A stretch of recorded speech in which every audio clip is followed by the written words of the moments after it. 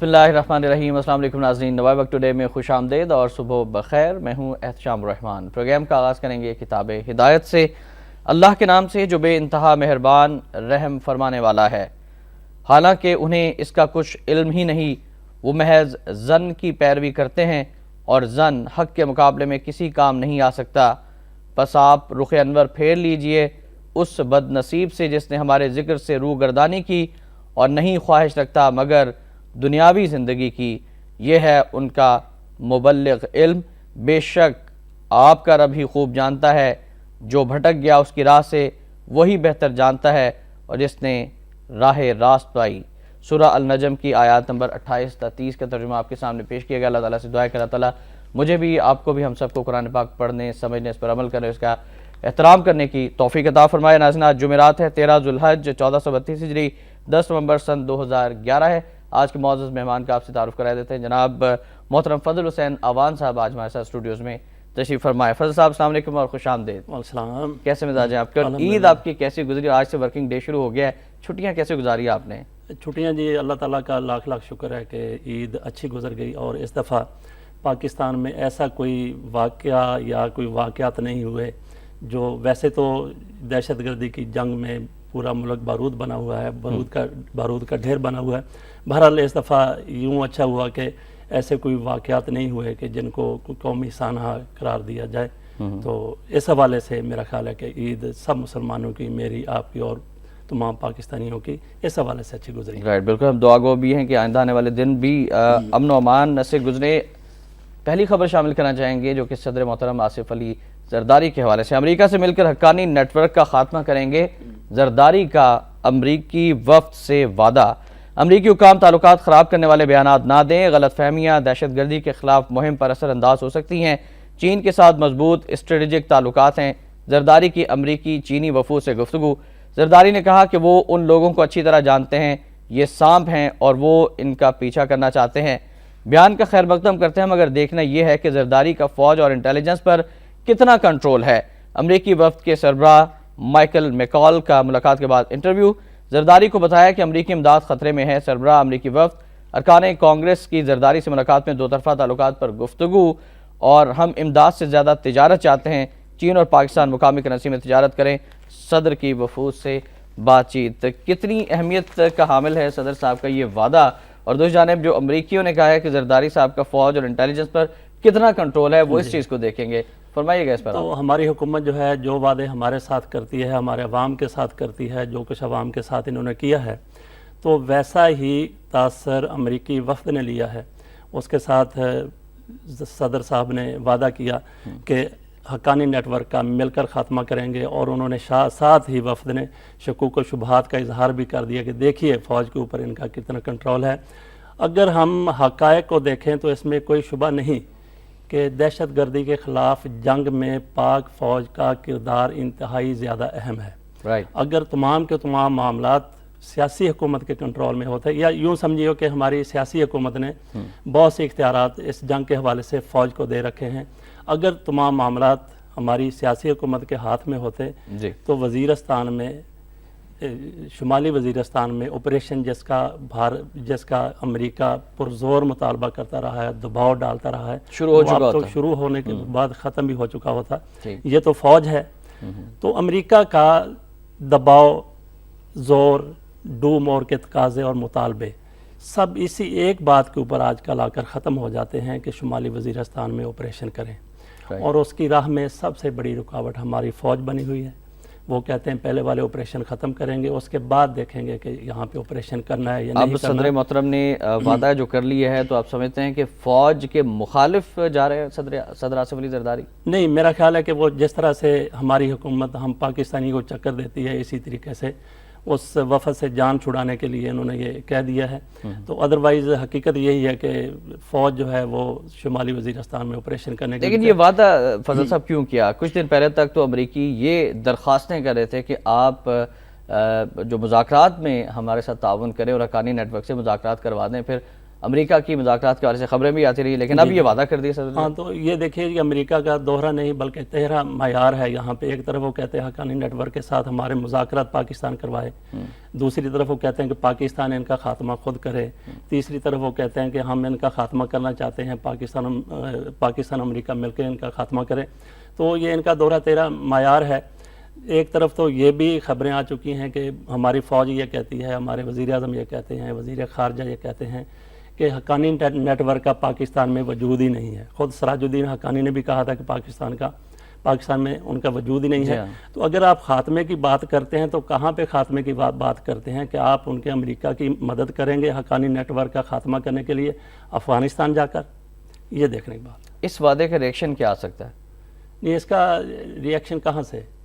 Haqqani net work کی جانب سے، طالبان کی جانب سے جو صدر نے وعدہ کر لیا ہے، اس کے کیا آپ دیکھ رہے ہیں، اثرات کیا دیکھ رہے ہیں؟ یہ دیکھیے کہ حقانی جو حقانی نیٹ ورک جس کو کہا جاتا ہے، اس نے کبھی جو میڈیا پہ جو باتیں آ رہی ہیں، جو چیزیں آ رہی ہیں، اس نے کبھی پاکستان کی مخالفت نہیں کی ہے۔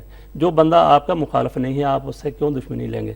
تو اگر آپ ان کے خلاف بھی کوئی آپریشن کریں گے، ان کا خاتمے کی بات کریں گے، خاتمے میں کردار ادا کریں گے، کارروائی کریں گے، تو ظاہر ہے کہ ریئیکشن ان کا کوئی مثبت تو نہیں ہوگا۔ وہ ہمارے لیے، پاکستان کے لیے، ہماری قوم کے لیے نقصان دہ ہوگا۔ رائٹ، جنوبی ایشیا کی بات کرتے ہیں۔ سارک سربراہ اجلاس آج مالدیپ میں ہو رہا ہے اور اہم خبر ہے کہ گیلانی منموہن ملاقات پر نظریں لگ گئی ہیں۔ بھارت سے بات چیت آگے بڑھائیں گے، گیلانی کا کہنا ہے۔ دہشت گردی کے خلاف مشترکہ حکمت عملی بنانا ہوگی، ایس ایم کرشنا۔ حالیہ پاکستان بھارت مذاکرات سے سارک کی اہمیت بڑھ گئی، مواصلات، سمندر، ریل سے تجارت کے فروغ پر بات ہوگی۔ 5 سربراہان مملکت سے ملاقات ہوگی، گیلانی۔ پاکستان بھارت کے وزراء خارجہ اور سیکرٹریوں کے مذاکرات، ابھی کافی سفر طے کرنا ہے، ہنا کھر۔ بد اعتمادی کم ہو رہی ہے، پاکستان دہشت گردوں کے خلاف مزید کارروائی کرے، کرشنا۔ سارک کانفرنس کا موضوع بلڈنگ برجز ہے، ترکی کو مبصر کا درجہ ملنے کا امکان۔ آج 3 تجاویز منظوری کے لیے پیش کیے جانے کا امکان ہے۔ ناظرین، ایک طرف سارک سربراہ کانفرنس ہو رہی ہے تو دوسری جانب پاکستان کے خلاف بنگلہ دیش کی ایک ایسی حرکت سامنے آئی ہے جس کا براہ راست فائدہ جو ہے وہ بھارت کو ہوا ہے، اور خبر ہے کہ بھارت کا حمایت میں ووٹ کام نہ آ سکا۔ بنگلہ دیش نے وعدہ خلافی کرتے ہوئے مخالفت میں ووٹ دے کر WTA میں پاکستان کی شمولیت روک دی۔ بنگلہ دیش نے پاکستان کو بار بار یقین دہانی کرائی کہ وہ WTO میں پاکستان کے لیے یورپی یونین کے تجارتی پیکج کی حمایت کرے گا، مگر عین وقت پر اس نے مخالفت کر دی۔ یورپی یونین پاکستان میں گزشتہ برس کے سیلاب کے تناظر میں ٹیکسٹائل انڈسٹری کو درآمدی شرائط کے حوالے سے مراعات دینا چاہتی تھی، تاہم بنگلہ دیش کی شکایت سے کام رک گیا۔ فضل حسین عواد صاحب، ایک طرف سارک کانفرنس، دوسری جانب بھارت پسندیدہ ترین ملک، اور پھر ایک طرف وہ کہتے ہیں نا کہ بغل میں چھری اور منہ میں رام رام۔ کیا آپ سمجھتے ہیں کہ بھارت نے دوہرا معیار اپناتے ہوئے ایک طرف پاکستان کو رام کیا ہے، دوسری جانب چھری چلا دی ہے؟ بھارت کی یہ دیرینہ خواہش تھی، اس سے کوئی اپنے مقاصد ہیں کہ پاکستان اس کو موسٹ فیورٹ نیشن کا درجہ دے دے، اور اس کے لیے اس نے پاکستانی حکومت کو جھانسا دیا کہ ہم آپ کی WTO میں شمولیت کو، شرکت کو یقینی بنائیں گے، اس میں ووٹ دیں گے۔ بنگلہ دیش نے بھی ایسا کیا اور بھارت نے وہ ووٹ دے بھی دیا۔ تو اس کے بعد پاکستانی حکومت کو، ہمارے جو سفارتکار ہیں، ہمارے جو وزراء، جو متعلقہ شعبے ہیں، محکمے، ادارے ہیں، ان کو چاہیے تھا کہ وہ بنگلہ دیش کے ساتھ بھی رابطہ رکھتے، لیکن یہ ان کی یقین دہانی کے بعد، بھارتی یقین دہانی کے بعد اور بنگلہ دیش کی یقین دہانی کے بعد گھوڑے بیچ کے سو گئے۔ بس جی ٹھیک، اب ہمارا کام ہو گیا، اور باقاعدہ بھنگڑا ڈالنا شروع کر دیے کہ اب ہم WTO میں جا رہے ہیں۔ بھارت کے بڑے مشکور ہیں، شکر گزار ہیں بھارت کے کہ اس نے ہماری وہ راہ ہموار کر دی۔ بھنگڑے ڈالتے رہے، ڈانس کرتے رہے، لیکن وہ سازش کو نہیں سمجھ سکے جو کہ بھارت کر رہا تھا، اور بنگلہ دیش کو ایک طرف سے کہہ رہا تھا کہ ٹھیک ہے تم جو ہے وہ ایک طرف یہ دھمال ڈالتے رہے، دوسری طرف یہ سو گئے، بھارت جاگ گیا۔ اس کی تو سازش ہی یہی تھی کہ پاکستان سے ہم نے موسٹ فیورٹ نیشن کا درجہ بھی لے لینا اور وہاں WTO میں بھی اس کو نہیں جانے دینا۔ تو یہ جو حسینہ واجد ہے، یہ تو پاکستان کی بھارت کی طرح ہی دشمن ہے۔ مجیب الرحمان کی بیٹی ہے، بھارت کے ساتھ اس کے بہترین تعلقات ہیں۔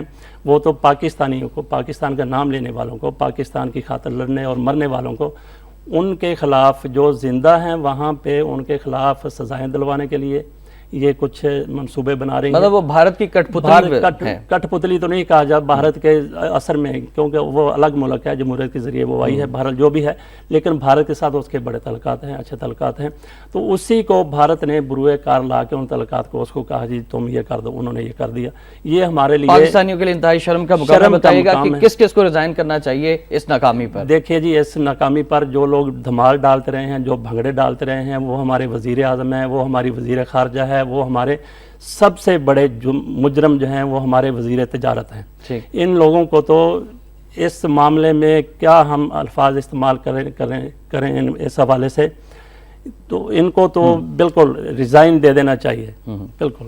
اور پسندیدہ ترین ملک بھی انہوں نے قرار دے دیا بھارت کو، لیکن اس کے باوجود بھی یہ تمام معاملات ہیں اور انتہائی شرم کا مقام ہے پاکستان کے ان اعلیٰ حکام کے لیے. چینی وزیر اعظم کی بات کرتے ہیں. چین جو کہ پاکستان کا بہترین دوست ہے، پسندیدہ ترین ملک تو چین کو قرار دیا جانا چاہتے ہیں. اور بیان آپ سنیے چینی وزیر اعظم کا، پھر آپ کو خود ہی اندازہ ہوگا. پاکستان کی خود مختاری کے تحفظ کے لیے بھرپور تعاون کریں گے چینی وزیر اعظم. گیلانی کی وین جیاباؤ پوٹن سے ملاقات. روس وسط ایشیائی ریاستوں سے بجلی منصوبے کے لیے $50 کروڑ دے گا. دہشت گردی کے خلاف پاکستانی جدوجہد اور قربانیوں کو عالمی سطح پر تسلیم کیا جائے. وین جیاباؤ افغان مسئلے کا ایسا حل چاہتے ہیں جو ہمارے لیے مسائل پیدا نہ کرے. گیلانی چینی بینک کا پاک ایران گیس منصوبے میں سرمایہ کاری میں اظہار دلچسپی. اسٹیل ملز کی پیداواری صلاحیت 3 گنا کرنے، توانائی منصوبوں کی اپ گریڈیشن کے لیے تعاون پر تیار ہیں پیوٹن. شنگھائی تعاون تنظیم کی رکنیت کی حمایت. دونوں ممالک کا فری ٹریڈ معاہدہ اور کرنسی کے تبادلے پر کام تیز کرنے پر اتفاق. اس بیان کی کتنی اہمیت ہے؟ اس بیان کی انتہائی زیادہ اہمیت ہے. بیک وقت یہ بیان ہمارے لیے انتہائی فخر کا باعث بھی ہے اور انتہائی شرمناک بھی ہے. فخر کا باعث اس لیے ہے کہ وہ ہماری خود مختاری کے لیے وہ تعاون، بھرپور تعاون کا یقین دلا رہے ہیں. اس سے پہلے بھی کہہ چکے ہیں. اس حوالے سے یہ ہمارے لیے انتہائی قابل فخر بیان ہے. شرمناک اس لیے ہے کہ پاکستان کی خود مختاری، پاکستان کی سالمیت، سلامتی وہ داؤ پر لگی ہوئی ہے. کن لوگوں نے داؤ پر لگائی ہے؟ ہمارے خود حکمرانوں نے داؤ پر لگائی ہے. پاکستان کی خود مختاری کا جس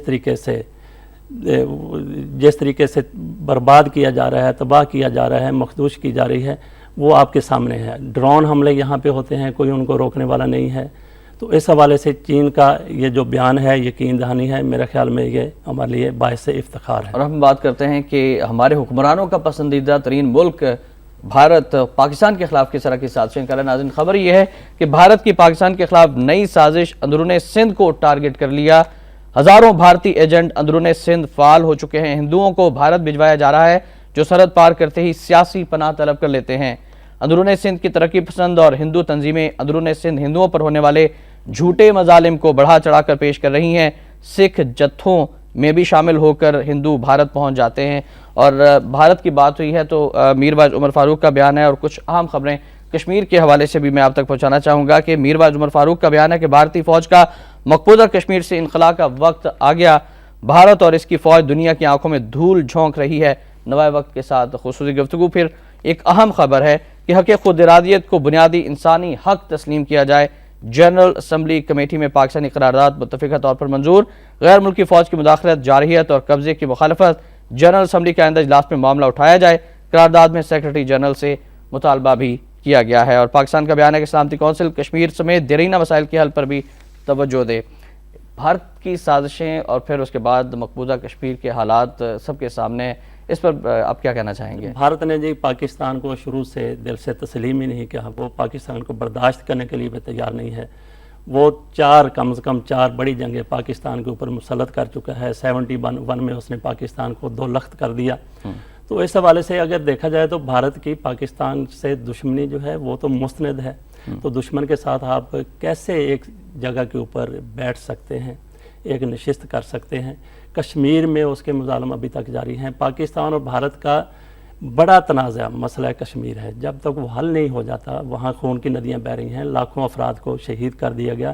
یہ سلسلہ اب بھی جاری ہے. اجتماعی قبریں دریافت ہو رہی ہیں فضل صاحب؟ وہ ہو رہی ہیں اور اس کے علاوہ خواتین کی بھی حرمتی کی جا رہی ہے. 7 لاکھ مسلح افواج، وہ بھارتی فوج وہ وہاں پہ کیا کرتی ہے؟ یہ اقوام متحدہ کی مستند رپورٹیں ہیں کہ دنیا میں انسانی حقوق کی سب سے زیادہ خلاف ورزی کشمیر میں اور مقبوضہ وادی میں ہو رہی ہے.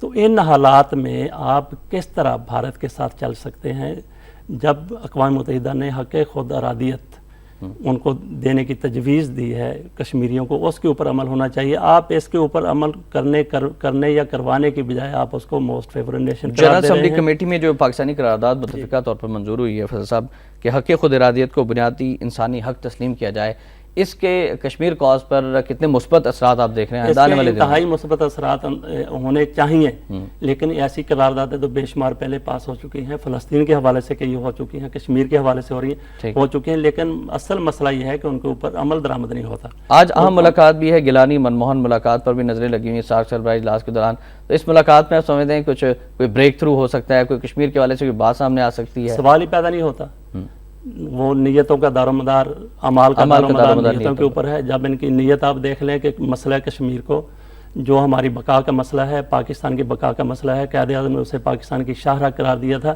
جب آپ اس بہت بڑے مسئلے کو، بہت بڑے تنازع کو سائیڈ لائن کے اوپر کر کے بھارت کو موسٹ فیورٹ نیشن قرار دے رہے ہیں، تو یہاں پہ کیا بات ہوگی؟ یہاں پہ بس وہ مذاکرات برائے مذاکرات، بات چیت برائے بات چیت ہوگی۔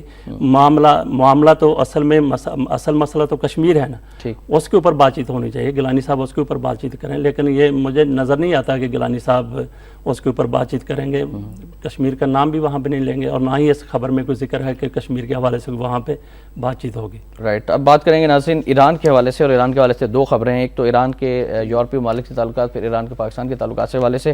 پہلی خبر شامل کرنا چاہیں گے کہ ایران ایٹمی ہتھیار بنا رہا ہے، عالمی توانائی ایجنسی مزید پابندیاں لگائیں گے، امریکہ فرانس مخالفت کریں گے، روس کا یہ کہنا ہے کہ ہم مخالفت کریں گے۔ تہران ایسے کمپیوٹر ماڈلز پر ریسرچ کر رہا ہے جو صرف ایٹم بم بنانے میں استعمال ہوتے ہیں۔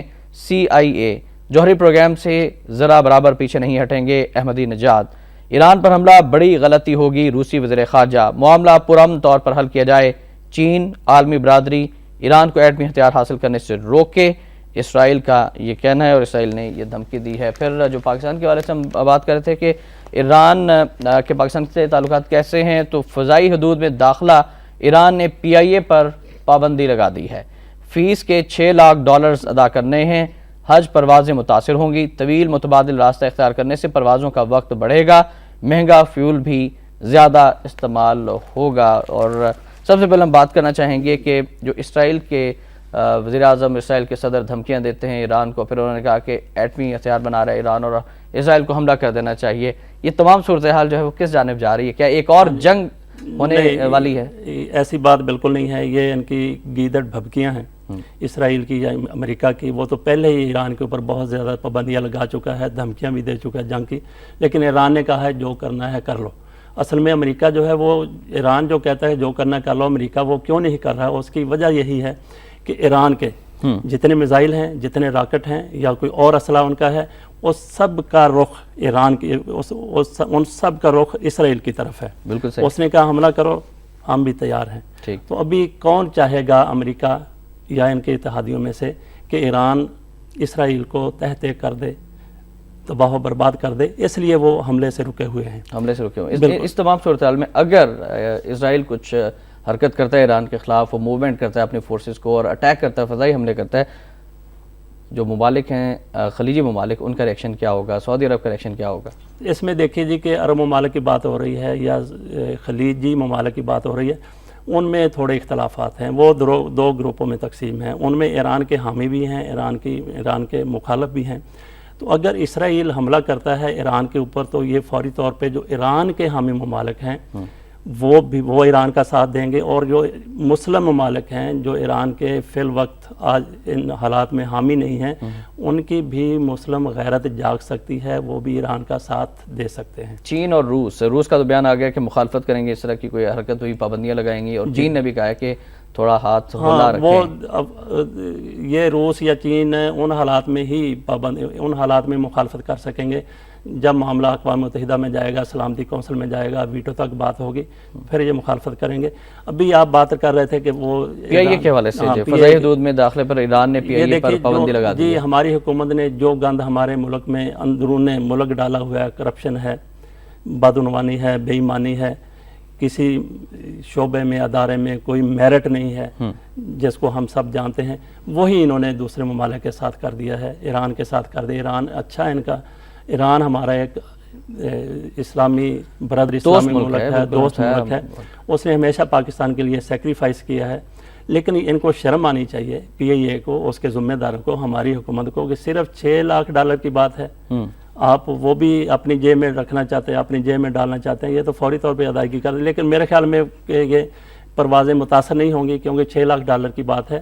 تو یہاں تو انہوں نے 9-10 ارب روپیہ دے دیا تھا جب تھوڑے مظاہرے ہوئے تھے، بجلی کی لوڈ شیڈنگ ہوئی تھی۔ لیکن فضل صاحب ایسی صورتحال ہو رہی کیوں ہے؟ اداروں کو تباہی کی جانب لے جایا کیوں جا رہا ہے؟ PIA تباہ، ریلوے تباہ، ہاں جی، اس کے پیچھے کیا محرکات کیا ہیں؟ کیا ان کی پرائیویٹائزیشن کرنا مقصود ہے اور پھر اپنے چہیتوں کو نوازنا اور ان کو ٹھیکے دینا، ان کو پرائیویٹ کمپنیز کے طور پر آگے لانا مقصود ہے؟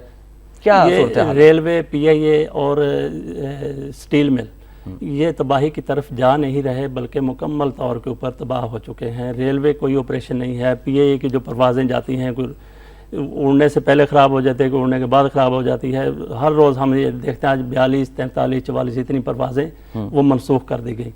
تو اس کے پیچھے سب سے بڑا فیکٹر تو کرپشن ہی ہے جی، کرپٹ لوگ، کرپشن، اور دوسرا اس کے بعد اقربا پروری ہے کہ نااہل اور نالائق لوگ وہاں پہ لگا دیے گئے ہیں، ان کا کام ہی صرف لوٹ مار ہے۔ کچھ پاکستان کی پولیٹیکل سچویشن پر بھی تھوڑی سی نظر ڈال لیتے ہیں۔ شاہ محمود قریشی صاحب کا کہنا ہے کہ 27 نومبر سے پاکستان بچاؤ تحریک شروع کریں گے، بھارت کو پسندیدہ قرار دینے سے پہلے تمام سٹیک ہولڈر سے مشاورت ضروری تھی۔ دوسری جانب نواز شریف چاہیں تو مذاکرات کے لیے تیار ہیں، رحمان ملک صاحب نے مذاکرات کی دعوت دے دی ہے، اور مسلم لیگ نون کا بیان ہے کہ صرف مڈ ٹرم الیکشن پر ہی بات ہو سکتی ہے۔ ملک کی سیاسی صورتحال پر بھی بات کریں گے، آپ کی کال بھی شامل کریں گے، لیکن پہلے وقت ہوا ہے کہ بریک کا، آپ ہمارے ساتھ رہیے گا۔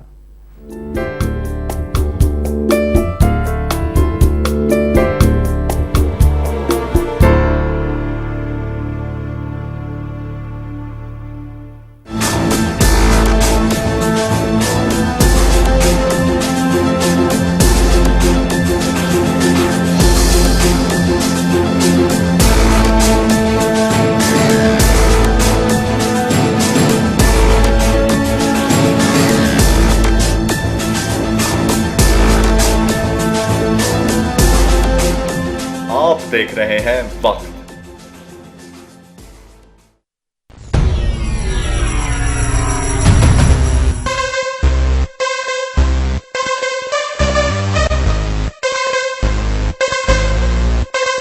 Let's go. That's right. E-Town.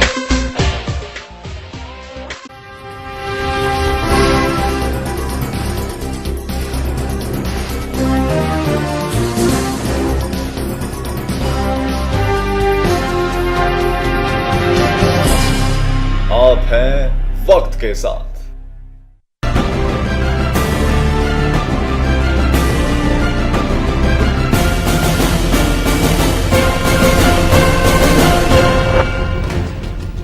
Sindh میں کمشنری اور 1979 کا بلدیاتی نظام بحال، نوٹیفیکیشن جاری۔ ساکھ سربراہ کانفرنس آج مالدیپ میں شروع ہوگی۔ امریکی محکمہ خارجہ کا کہنا ہے کہ پاکستان کی ایٹمی ہتھیار محفوظ ہے، اور عید کی چھٹیاں ختم، دفاتر اور تعلیمی ادارے کھل گئے۔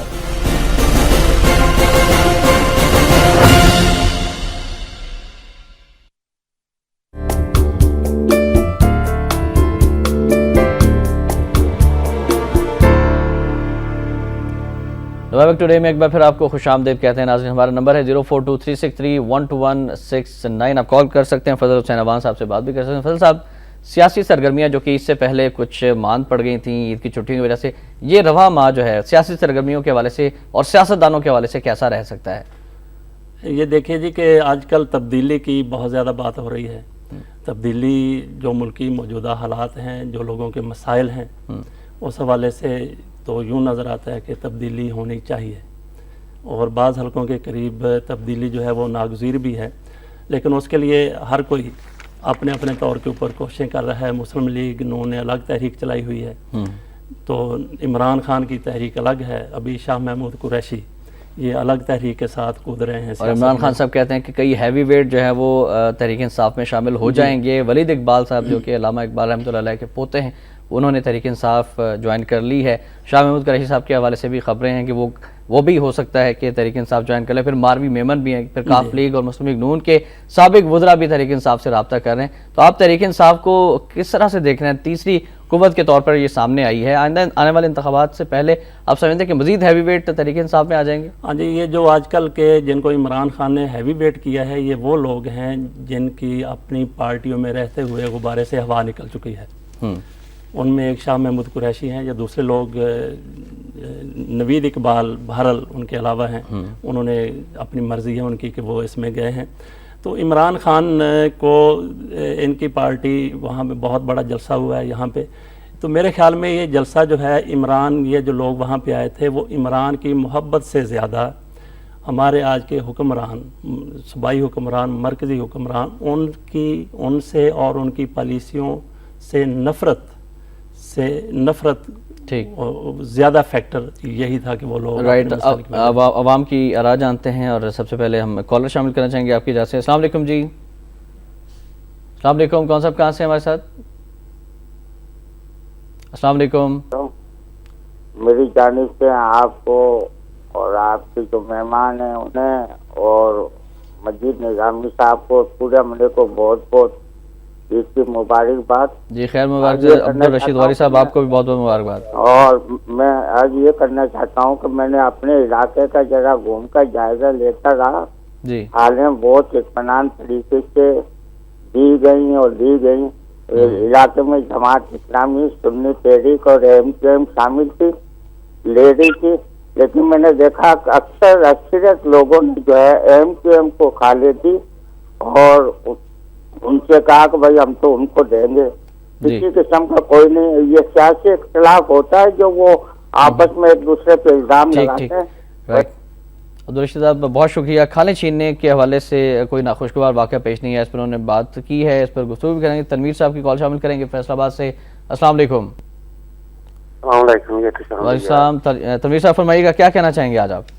میں یہ کہنا چاہتا ہوں کہ جو منظور حسین فرما رہے ہیں کہ ذوالفقار مرزا بطاخور ہیں, تو بھائی پھر 3.5 سال صدر وزیر اعظم کو پتہ ہی نہیں چلا کہ ذوالفقار مرزا ان کی نو کے نیچے کیا کر رہے ہیں. ٹھیک. دوسری بات یہ ہے کہ منظور حسین فرماتے ہیں ایم کا ان کے ساتھ زمین کا جھگڑا تھا, تو بھائی ایم اگر جگہ پر قبضہ کرتی ہے تو وہ اب بھی آپ کی اتحادی ہے.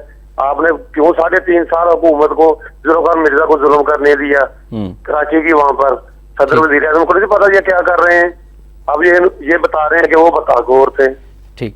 جمیل صاحب بہت شکریہ. اور آپ نے بات کی ہے ذوالفقار مرزا اور منظور حسین کی, تو ان کے بیانات بھی میں شامل کرنا چاہوں گا. ذوالفقار مرزا صاحب کہتے ہیں کہ سندھ کے کم از کم 50% وزیر فارغ کر دینے چاہیے, اور مجھے جوئے خانے سے 60 لاکھ روپے ملتے تھے تو وسان کو اب 1 کروڑ 20 لاکھ ملتے ہوں گے. جوئے کا اڈا اب بھی چل رہا ہے. نثار موروتی میرے علاوہ زرداری کا بھی فرنٹ مین تھا. دو جانب منظور وسان نے جواب دیا, وہ کہتے ہیں کہ ذوالفقار مرزا والد کے احسان مند نہ ہوئے, کسی اور کے کیا ہوں گے.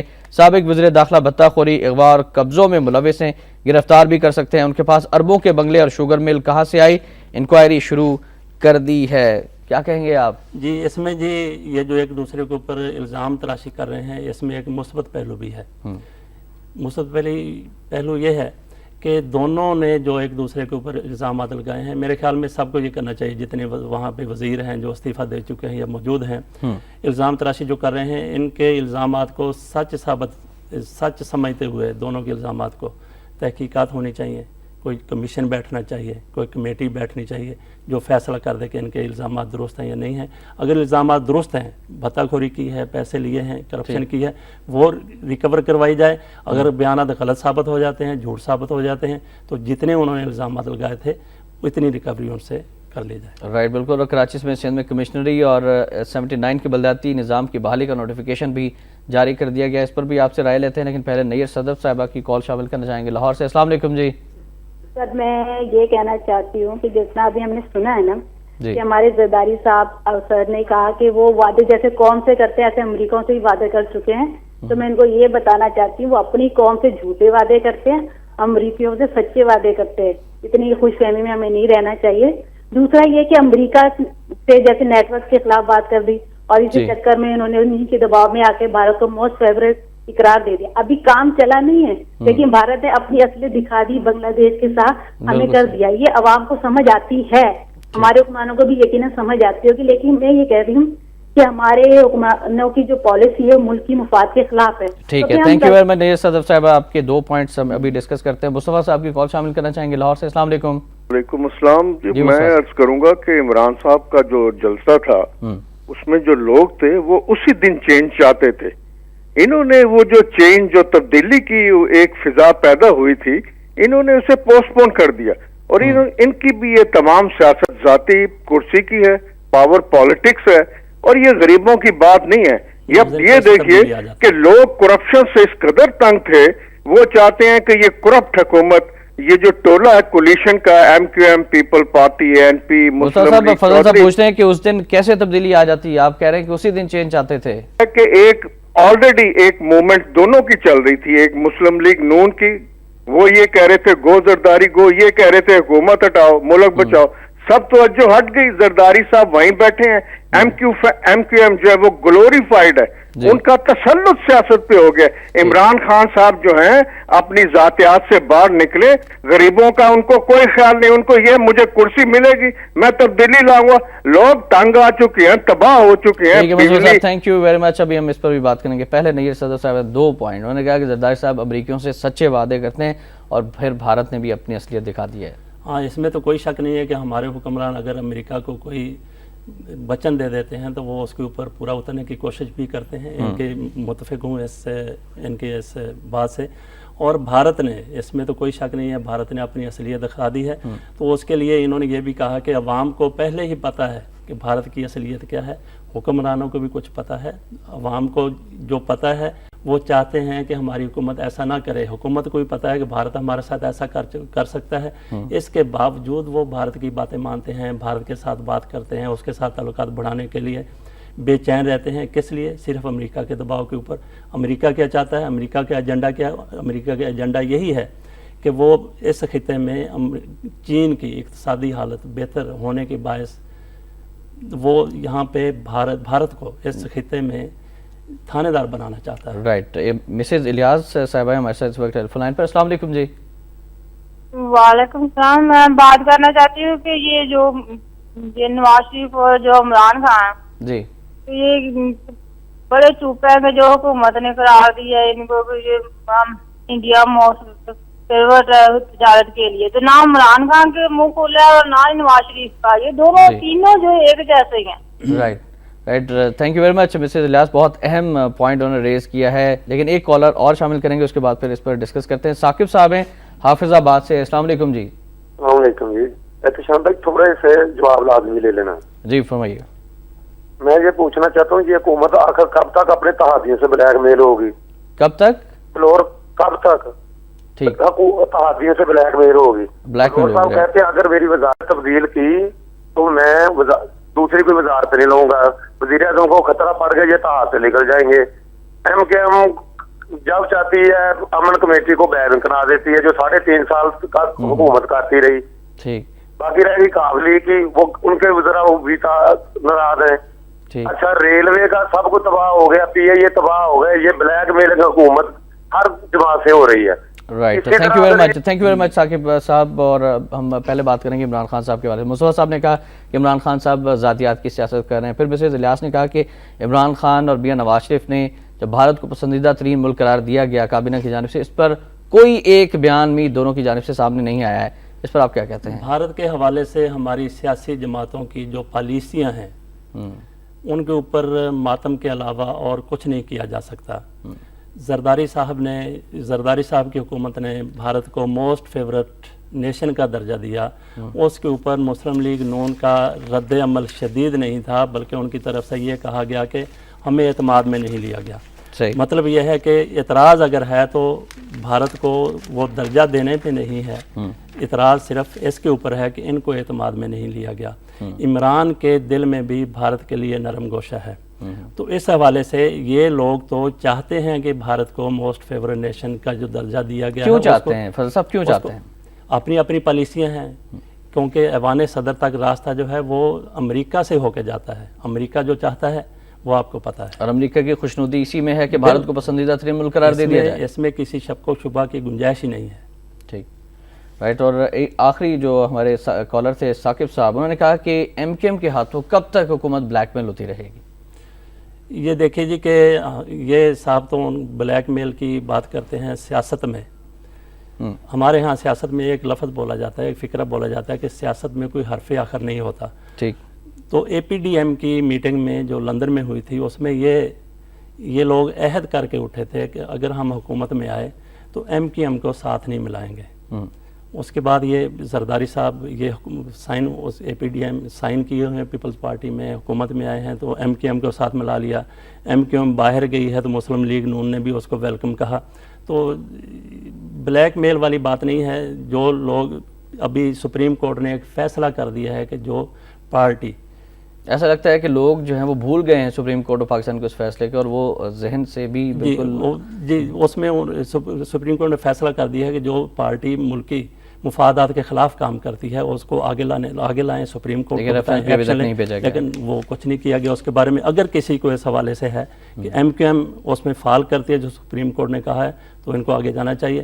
تو زرداری حکومت کو کیا ہے، ان کو تو یہ چاہیے کسی طریقے سے بھی ان کی حکومت جو ہے اپنی آئینی مدت پوری کرے، 5 سال پورے کرے. وہ تو ہر ایرے گارے کو اپنے ساتھ ملانے کے لیے تیار ہے. رائٹ. ناظرین، آپ نے اپنے سوالوں کے جوابات بھی ملاحظہ فرمائے. فضل حسین عوان صاحب سے ہم مشکور ہیں، ان تمام کالرز کی جنہوں نے آج کے پروگرام میں کال کی، جن کی کال شامل نہیں کر سکے ان سے معذرت. اور اب بڑھتے ہیں آج کے نواب کالم کی جانب.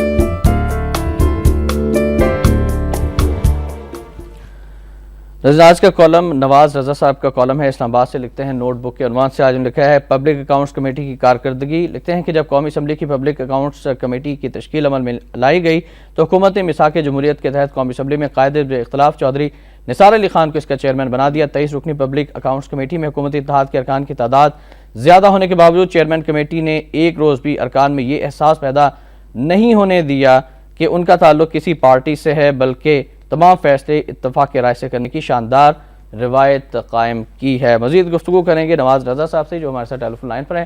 السلام علیکم نواز صاحب. جی وعلیکم السلام جناب. سر، اپنے کالم کے حوالے سے اور پبلک اکاؤنٹس کمیٹی کی کارکردگی کے حوالے سے ہمارے ناظرین کو مزید بتائیے گا کہ کتنی فعال رہی ہے اور کتنی اہمیت کی حامل ہے یہ کمیٹی، اور کتنے حد تک کامیاب ہو سکی ہے اپنے مقصد میں. دیکھیں جی، پاکستان کی تاریخ میں، پارلیمانی تاریخ میں یہ پہلی پبلک اکاؤنٹس کمیٹی ہے جس نے تقریباً 3 سال کے عرصے میں 3.25 سال کے عرصے میں 115 ارب روپے کے وہ پیسے لوگوں کی جیبوں سے نکلوائے ہیں جو کسی نہ کسی بہانے لوگوں نے پاکستان کے قومی خزانے سے لوٹ لیے تھے. اور یہ 3 سال کے اندر 23 رکنی جو پبلک اکاؤنٹس کمیٹی ہے اس نے تمام فیصلے متفقہ طور پر کیے، اور جس میں مسلم لیگ نون کے تو 4 ارکان تھے اور ایک اس میں چیئرمین جو اپوزیشن لیڈر تھے. اکثریت تو اس میں حکومت کے ارکان کی تھی، لیکن پبلک اکاؤنٹس کمیٹی کے چیئرمین نے ایک ایسی روایت قائم کی کہ تمام فیصلے اتفاق رائے سے ہوئے اور کسی جگہ حکومت کو امبیرس نہیں کیا، لیکن حکومت کے لیے تو 115 روپے واپس لے کر قومی خزانے میں جمع کرائے. لیکن یہ ایک بڑی آئیڈیل صورتحال پیدا ہوئی. لیکن اب ایسا نظر آ رہا ہے کہ پبلک اکاؤنٹس کمیٹی کے چیئرمین موجودہ حکومت کے جب اکاؤنٹس کی بات پوس اور جانچ پڑتال کا وقت آیا تو ایسا نظر آتا ہے کہ اب وہ مستعفی ہو جائیں گے، کیونکہ وہ سمجھتے ہیں کہ آڈیٹر جنرل بھی ان کی منشا اور مرضی کے خلاف لگایا گیا، ایسے شخص کو لگایا گیا جس پہ ان کے اعتراضات تھے. پھر دوسرا یہ ہے کہ وہ یہ سمجھتے ہیں کہ حکومت مختلف مراحل پر ان کے کیے گئے فیصلوں پر عمل درآمد میں رکاوٹ پیدا کر رہی ہے. نواز صاحب، فضل حسین عوان صاحب تشریف فرمائے اسٹوڈیو میں، وہ بھی آپ سے ایک کویسچن کرنا چاہ رہے ہیں. جی فضل صاحب. نواز صاحب، میں یہ پوچھنا چاہتا ہوں کہ پبلک اکاؤنٹس کمیٹی کا کردار انتہائی اہم رہا ہے. آپ نے جیسے بتایا کہ 115 ارب کی انہوں نے ریکوری کر لی ہے، تو پاکستان میں تو کرپشن انتہا کی ہے، اربوں کی کھربوں کی کرپشن ہو رہی ہے، ریلوے ہے، پی آئی اے ہے، دوسرے بہت سے ادارے ہیں. تو اس حوالے سے کچھ کردار ہونا چاہیے تھا پبلک اکاؤنٹس کمیٹی کا. اگر نہیں ہونا چاہیے تھا تو کس کا ہونا چاہیے کہ یہ کرپشن جو ہے اس کے اوپر بھی قابو پایا جا سکے؟ جی نواز صاحب. اس بارے میں پبلک میں بڑا یہ غلط تاثر پایا جاتا ہے کہ پبلک اکاؤنٹس کمیٹی ملک میں ہونے والی کرپشن جو ہے اس کے بارے میں بات کو لوگ یہ سمجھتے ہیں کہ شاید یہ اینٹی کرپشن کا وہ ادارہ ہے. پبلک اکاؤنٹس کمیٹی کا کام یہ ہوتا ہے کہ جو آڈیٹر جنرل کے پیراز ہوتے ہیں، جن پر معاملات پہ وہ اعتراضات کرتے ہیں کہ یہ پیسے فلاں مد میں غلط خرچ کیے گئے، ان کی واپسی ہونی چاہیے، وہ تو وصول ہوتی ہے۔ موجودہ حکومت کے جب وزیر اعظم آئے تو انہوں نے احتساب بل کو لانے کا ایک اعلان کیا تھا، لیکن آج کم و بیش 3-3.5 سال ہونے والے ہیں۔ احتساب بل کے 4 ایسے نکات ہیں جس میں موجودہ حکمرانوں کے بھی معاملات گرفت میں آتے تھے، وہ اس کو احتساب بل کو منظور کرانے کے لیے تیار نہیں ہے، اور ابھی تک وہ معاملہ اس وقت قومی اسمبلی کی وجہ سے قائمہ برائے قانون و انصاف کے پاس زیر التوا ہے۔ جب تک ایک مؤثر قسم کا احتساب کا نظام ملک میں رائج نہیں ہوتا، اس وقت آپ یہ سمجھتے ہیں کہ کرپشن کے معاملات پر گرفت نہیں کی جاتی۔ رائٹ، بہت شکریہ آپ کے نواز رضا صاحب، اور ناظرین کالم نواز صاحب کا ضرور پڑھیے گا، اور اب بڑھتے ہیں آج کے نمایاں وقت ادارے کی جانب۔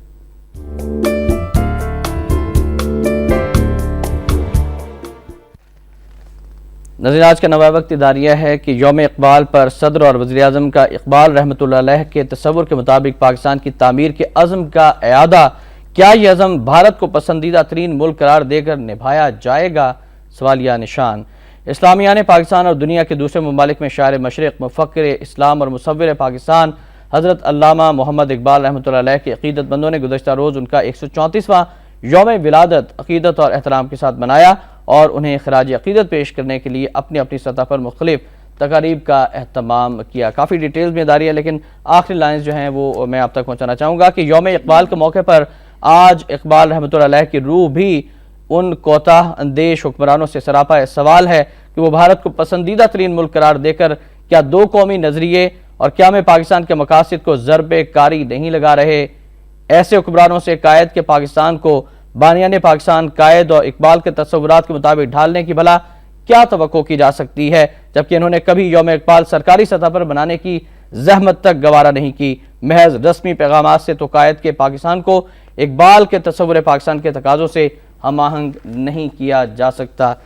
یوم اقبال 134واں یوم ولادت، لیکن اس پر ایک طرف پسندیدہ ترین ملک بھارت ہے اور دوسرے پاکستان کے حالات ہیں، کس طرف جا رہے ہیں ہم؟ جی، قائد علامہ اقبال کا تصور پاکستان تو یہ تھا کہ ایک آزاد ملک ہوگا، اسلامی یہاں پہ شاعر جو ہیں ان کا نفاذ ہوگا۔ قائد اعظم نے تو کئی بار کہا تھا کہ پاکستان اسلام کی تجربہ گاہ ہوگا، اور آپ دیکھ لیجئے کہ یہ کیسی تجربہ گاہ ہے۔ اس کو تو ہمارے سیاستدانوں نے اپنے مفادات کی، اپنی کرپشن کی تجربہ گاہ بنا لیا ہے۔ تو اگر آج کئی ہمارے سیاستدان اور ان میں حکمران بھی ہیں جو بھارت کے ساتھ تعلقات کے لیے بے قرار ہیں، تجارت کے لیے بے قرار ہیں، کچھ تو یہاں پہ ایسے بدبخت بھی ہیں جو یہ چاہتے ہیں کہ یہ بارڈر جو ہے ایک لکیر ہے، یہ بھی ختم ہو جانی چاہیے، ویزا فری ہو جانا چاہیے۔ بھئی اگر یہی چیزیں کرنی تھیں تو الگ ملک لینے کی کیا ضرورت تھی؟ پھر تو بھارت کے ساتھ مل کے ہم رہ سکتے تھے۔ کچھ بدبخت ایسے ہیں جو کہتے ہیں کہ قائد اعظم سیکولر تھے، پاکستان کو سیکولر بنانا چاہتے تھے، سیکولر اس میں بالکل ایسے عناصر کی بھرپور انداز میں مذمت کی جانی چاہیے۔ فضل حسین امان صاحب بہت شکریہ، آپ تشریف لائے، وقت کی کمی کی وجہ سے مزید گفتگو نہیں کر سکتے، انشاءاللہ اگلی نشست میں آپ سے بات ہوگی۔ Thank you very much. ناظرین، آخر میں فرمانے قائد اعظم رحمۃ اللہ علیہ، قائد اعظم نے فرمایا کہ مسلمانوں کے لیے یہ ایک لازمی اور ناگزیر امر ہے کہ وہ آزادانہ زندگی بسر کرنے کے لیے اپنی اکثریت کے علاقوں میں ایک الگ آزاد ریاست قائم کرے، لیکن تحریک پاکستان کا صرف یہی مقصد نہیں ہے۔ پاکستان کا ایک دوسرا زیادہ عرفہ پہلو یہ ہے کہ یہ ایک ایسا اڈا ہوگا جہاں ہم مسلمان دانشور، ماہرین معیشت و تعلیم، سائنسدان، ڈاکٹر، انجینئر، ٹیکنیکل اور دیگر کاریگر پیدا کرنے اور انہیں تربیت یافتہ بنانے کے بھی قابل ہو جائیں گے۔ یہ قائد کا ویژن تھا، قائد اس طرح سے پاکستان کو دیکھ رہے تھے۔ شام الرحمان کو نوائے وقت ٹوڈے سے اجازت دیجیے، اللہ حافظ۔